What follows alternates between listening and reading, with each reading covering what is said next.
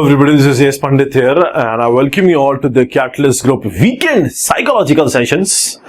आज का जो वीडियो है ये बहुत बड़ा ओवरव्यू लेके मैं बना रहा हूँ। इसके अंदर बहुत सारे हर एज का इंसान आ जाएगा, क्योंकि आज के लिए जो मैं टॉपिक डिस्कशन में लेके आया हूँ वो टॉपिक हर इंसान का, चाहे वो बच्चा हो, चाहे वो टीनेज में हो, चाहे वो 20s में हो, चाहे 30s में हो, चाहे 40s में हो, हर इंसान की लाइफ में कहीं ना कहीं उसको टच करेगा। और जो ये चीज समझ गया, जो आज मैं समझाने वाला हूँ, वो जल्दी अपनी लाइफ में आगे बढ़ जाएगा।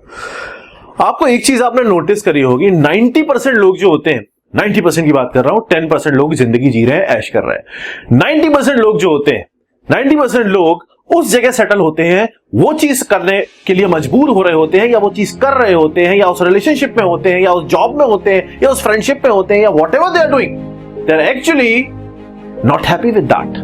90% लोग ऐसे होते हैं कि जो चीज वो कर रहे होते हैं, वो सच में उस चीज के लिए अपने आप को वो नहीं समझते कि मैं इसी के लिए बना हूं। हमेशा हर इंसान को लगता है कि मैं कुछ बड़ा करने के लिए बना हूं। मतलब कहने का मेरा यह है कि हम अपनी जो वैल्यू होती है, हमारी जो खुद की औकात होती है, वो हम आसपास के लोगों के हिसाब से, आसपास की सिचुएशन के हिसाब से, जो लोग मुझे बोल रहे हैं कि भाई तू तुझसे ये एग्जाम नहीं निकलेगा, तू ये बिजनेस नहीं कर सकता, तो मैं उन लोगों के हिसाब से अपनी वैल्यू डिसाइड कर लेता हूं और मैं वो चीज करना छोड़ देता हूं और मैं उसी चीज पे सेटल हो जाता हूं। मतलब मैं आपको बताऊं कि भाई मैक्सिमम लोग जो हैं, चाहे वो रिलेशनशिप हो, चाहे वो जॉब हो, चाहे वो कुछ भी हो, वो चीज कर रहे हैं जिस चीज में वो सेटिस्फाइड और खुश नहीं है, उनको अच्छा नहीं लग रहा। दे नो कि दे वर्थ मोर, उनको लगता है मैं और अच्छी जॉब कर सकता हूं, but still I have to be here because लोग मुझे ऐसे बोलते हैं कि तेरे बस की है नहीं। उसको जानता है, उसको पता है, इसीलिए वो फेलियर है, क्योंकि उन्हें अपनी औकात खुद बनानी नहीं आती, इसीलिए वो फेलियर है।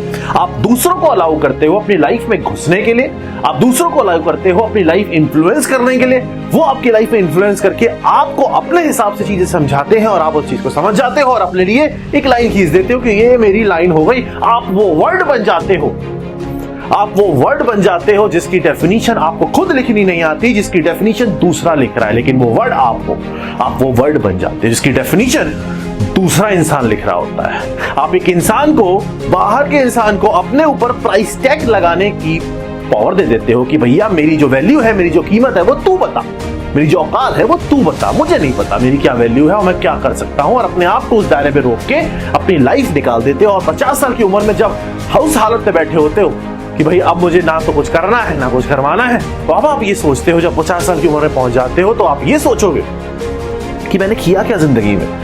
At the end of life, जब आपने अपनी लाइफ में वो चीज की ही नहीं जो आपको करनी चाहिए थी, आप दूसरों के दायरे में अपने आप को बना के रखे रहे, तो फिर आपने किया ही क्या है, तब जाके आप रिग्रेट करोगे। और फिर वही चीज मैं हमेशा बोलता हूँ, regret is the worst thing. मैं आपको आज एक स्टोरी सुनाता हूँ, एक बढ़िया सी छोटी सी मॉरल स्टोरी बचपन में हम पढ़ते थे, मैं आपको सुनाता हूँ और उस चीज से आपको रिलेट करने की कोशिश करवाऊंगा कि जो मैं बोलना चाह रहा हूँ वो क्या है। एक बच्चा होता है, उसके फादर होते हैं, वो बच्चा बड़ा हो रहा होता है, 15, 16, 17 साल का हो जाता है।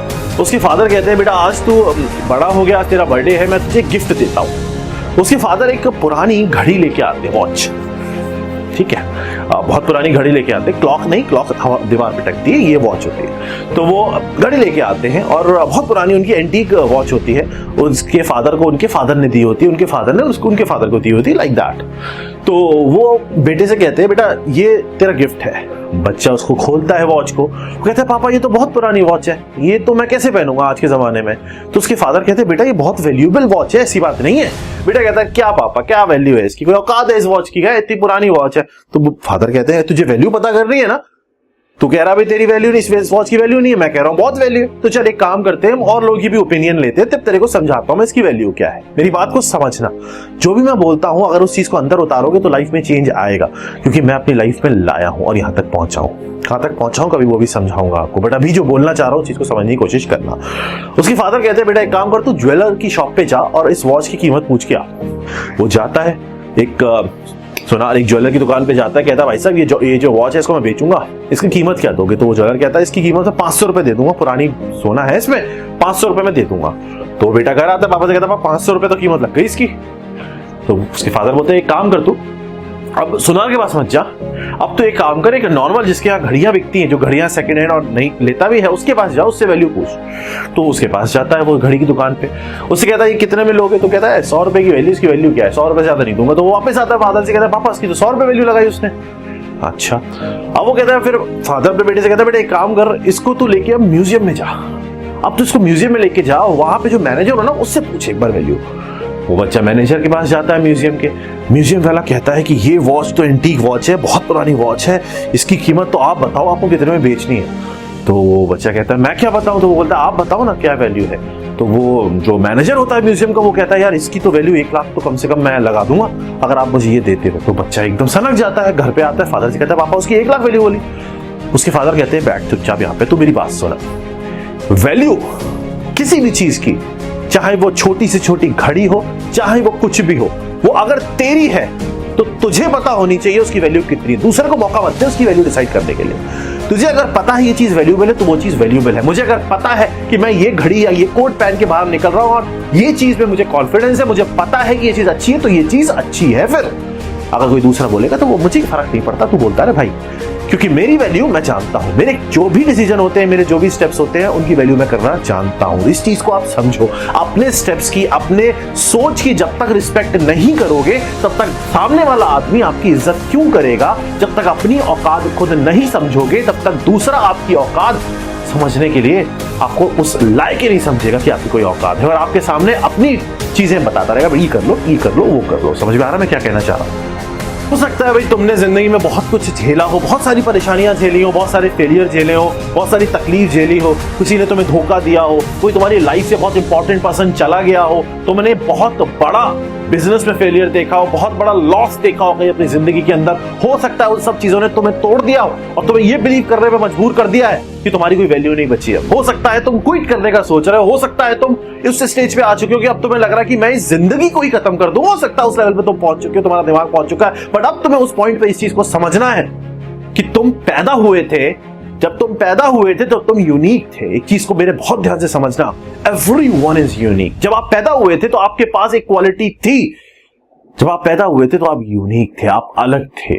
वो क्वालिटी आपके पास आज भी है, वो क्वालिटी आपके पास हमेशा रहेगी, वो क्वालिटी आपसे कोई छीन नहीं सकता, क्योंकि वो आपकी क्वालिटी जो है वो आपकी वैल्यू है। और वो वैल्यू आप सिचुएशन और चीजों के हिसाब से खत्म नहीं कर सकते कि नहीं मेरी तो वैल्यू ही खत्म हो गई, इस इंसान ने मुझे छोड़ दिया, इधर मैं फेल कर गया, या मैं इस एग्जाम को नहीं निकाल पा रहा तो मेरी वैल्यू खत्म हो गई। वो वैल्यू खत्म नहीं हो रही है, वो वैल्यू खत्म नहीं हो रही है, वो आसपास की चीजें आपकी वैल्यू पे इंपॉर्टेंस दिखा रही हैं और आपको अलाउ नहीं करना उनको। जो भी कुछ हो रहा है आपको करना, अरे मैं तो, मुझे पता है ना मैं एग्जाम निकाल सकता हूं, मुझे पता है ना मैं इस बिजनेस को आगे ले जा सकता हूं, मुझे पता है ना मैं इस चीज को कर सकता हूं। तो जब मुझे पता है तो मैं कर लूंगा, क्योंकि मुझे मेरी वैल्यू अच्छे से पता है। इस चीज को, मेरी बात को समझो। अपने अंदर जो पावर है, अपना जो सेल्फ डिटर्मिनेशन है, अपना जो सेल्फ वर्थ है, उसको बढ़ाओ। जब तक अपनी कीमत नहीं जानोगे तब तक दूसरा कुछ नहीं पहचानेगा आपको, और आपको हमेशा हर पॉइंट पे कुछ ना कुछ सलाह देके आपको डिमोटिवेट करता रहेगा। मैं ये नहीं कहता लोगों से सलाह मत लो, मैं हमेशा यही बोलता हूं सलाह लो लेकिन करो वो जिस चीज को करने के लिए आपके अंदर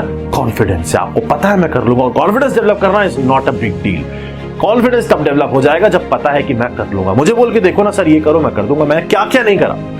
मैंने जॉब छोड़ी, मैंने एजुकेशन में आया, उसके बाद मैंने फिटनेस में गया, फिर मैंने फूड के बिजनेस स्टार्ट किए, फिर मैं अब क्लोथिंग के बिजनेस स्टार्ट कर रहा हूं। मुझे इतना पता है कि मैं जिस चीज में घुसूंगा मैं उस चीज को कर लूंगा। क्यों? क्योंकि मेरे अंदर डिटर्मिनेशन है, मैं अपनी वैल्यू जानता हूं। मुझे नहीं पता कि दूसरा क्या बोलेगा। अरे सर आप तो एजुकेशन फील्ड से थे, आप तो फिटनेस का जानते थे, आप फूड पे कैसे चले गए? क्यों? मुझे तो फूड का भी पता है, मैं तो सीख लूंगा, मैं तो समझ गया, मैं तो करना सीख गया। तो डिपेंड करता है what exactly your worth is, and वो वर्थ आप खुद डिसाइड करते हो। एक नोट होता है ना 10 रुपए का, उस 10 रुपए की नोट की भी 10 रुपए की वैल्यू है। अब वो 10 रुपए के नोट को चाहे मोड़ दो, चाहे फेंक दो, चाहे कुछ भी कर दो, उसको ऐसे मोड़ के एकदम बेकार कर दो, तब भी वो 10 रुपए का ही रहेगा।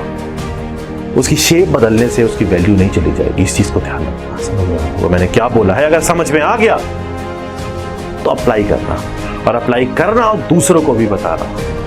एक बार कुछ अचीव कर लो, फिर लोगों का भला करो, लोगों को समझाओ। एक इंसान भी समझ जाता है। मैं इस मोटिव से ये चीजें बनाता हूं। मुझे पता है अगर एक इंसान की लाइफ में भी इस मेरे बोलने से चेंज आता है तो मेरा तो काम हो गया, क्योंकि वो एक इंसान आने वाले 3 इंसान की लाइफ बदल सकता है। फिर थैंक यू।